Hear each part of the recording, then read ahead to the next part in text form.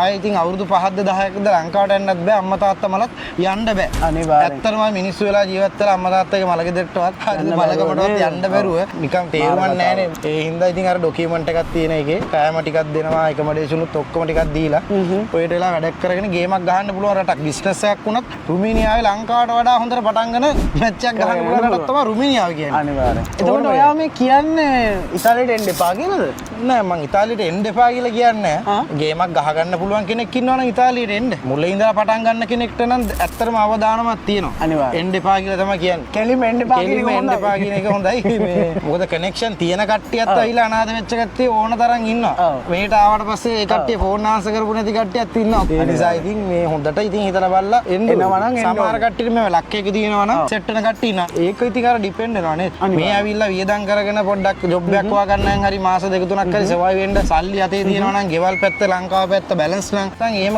කෙනෙක් ආවට කමන්නේ. පොලියට අරගෙන එහෙම තමයි එන්නේ. ලක්ෂ 15ක් 16ක් 30ක් විතර වියදම් කරලා එනවනේ එක එක තැන්වල එක එක ගණන්නේ. හරිද? ඉතින් ඒ නිසා ආපු කම්පැනි රුමීනියාවේ අවුරුද්දක් විතර වැඩ කරලා අර ණය ටික ගෙවාගෙන තේරුණාද? ඒක Tamanට තේරෙන්න ඕනේ ඉතින් ඒක. අනාථයි. අනාථ වෙනවා ඉතින්. ඕකේ.